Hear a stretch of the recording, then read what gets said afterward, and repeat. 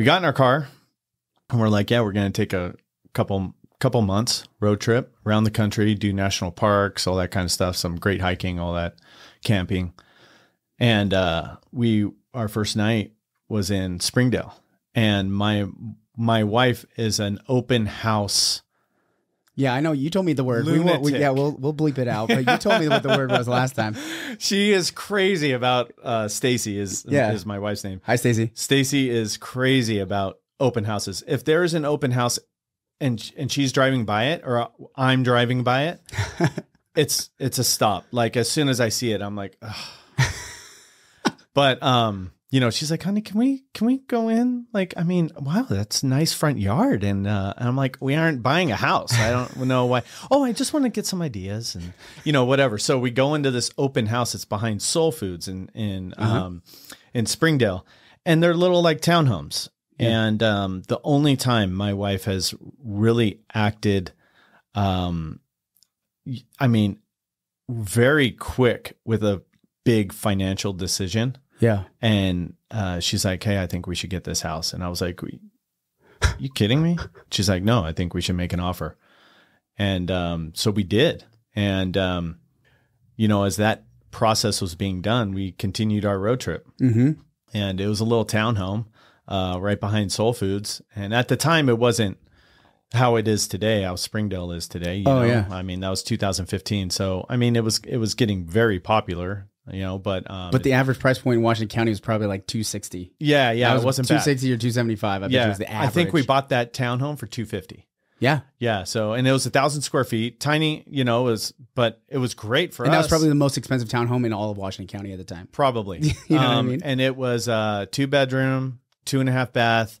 We didn't have a TV. We didn't want a TV in there. We didn't even do like internet for like the first 3 or 4 months. It was just like, hey, we're going. We had my dog Kershaw, who we still have, and he's an old boy now. But I went on a walk with him. I think I did maybe 1,000 miles on my car in 6 months. Wow! I mean, I didn't go any. I walked everywhere, and it was awesome. So we took a road trip around the country, and we went to amazing cities, and it was a foodie trip, and all that kind of stuff. And then we lived in Springdale, and that's where we kind of fell in love with it. And I wanted to do something, talk about coming full circle. I wanted to do something in Springdale. I wanted to do a breakfast, lunch, dinner cafe.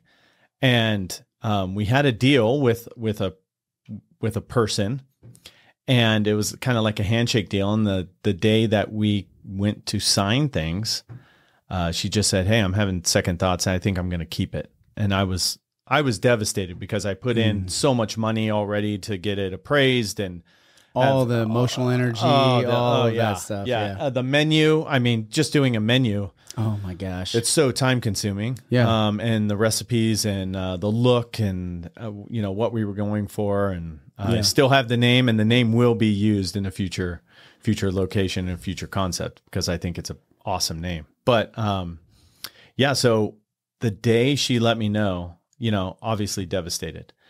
And the day after, my old landlord, who we had the restaurant with in Las Vegas, it was a mall called The District in Green Valley. And he called me, and he's the owner of the company. It's a company called Vestar. And they own the Gateway, also up north. Okay. In Salt Lake City. And he said, hey, Chris, remember you and I were walking together when I went to go visit, and you said, hey, that yogurt shop, if it ever goes out of business, I want to do something there. I said, yeah. He goes, well, it went out of business. And he goes, it went out of business like you thought, because they had 15-year-olds running it. Yeah. It was yogurt, so they were giving it all to their friends and all that kind of stuff. Little tiny place. It was 770 square feet. And I told him I wanted to do a taco shop there. Perfect. So, and we moved back to Las Vegas reluctantly. Like, my wife, Las Vegas has been very good to us. It was a very special place for us. And I'm super thankful and happy that we lived there at the time we lived there, because I was very fortunate to get the positions that I had working in the hospitality industry, and Mirage and Wynn and the Palms at Rain nightclub and all that kind of stuff, Mandalay Bay, 1 Michelin star restaurants and all that kind of stuff. So I'm super fortunate. And then we opened Me Gusta, and I just was at the point in my life where it's like, hey, I'm going to start a family here. And that's when I reached out to my business partner, now business partner still. His name's Lee. And I think you've met Lee I met Lee, a couple times. So he was really good at things that I was terrible at. Fixing equipment, fixing anything I'm terrible at. I always gave it a shot, and then I'm like, you know what? Some people just aren't good at this. I'm the exact same way. I'm just I fixed bad. my faucet the other day. I felt so great. I felt so great. Congratulations. Jeff Watkins, he's the exact opposite though too. He wants to fix like the cars. Yeah. If there's something broken, he's like, let me see if I can fix it. Thanks. Yeah, me too. I'm like, no thanks. Can we just buy a new one? Yeah. I think we could just buy a new one. Yeah, and I'm the same exact way. And Lee takes things apart. So Lee's in charge of all of our like build outs. And he knows his construction stuff, you know. Yeah. And so that I just said I need a partner like that, and I asked him. And at the time, how I got to know Lee is he worked with Stacy, my wife, at Mandalay Bay. They were cabana hosts, and she's like, Chris, this guy Lee, he's like exactly like you with restaurants. He goes into restaurants and sees how many, he'll see how many people are working, what the price point is, how many people are going in, how many square feet, what hood they have, all this kind of stuff. Once you're doing it, I was the exact same way. Once it's like, it's a sickness. It's a sickness. Yeah. It honestly, it's probably because I've been in real estate 8 years now. And then there was a 1 year gap.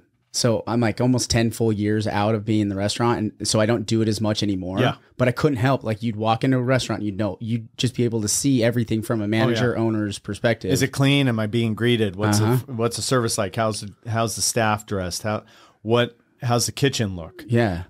First thing I still do when I go into restaurants is I go into the restroom. See how that's maintained. Yeah. And I walk out. Too, I walk out if it's super dirty. I'm like, nope. Yeah. If they can't take care of that one, I don't want to know what else they can take care of. Exactly. Just imagine what their kitchen's like.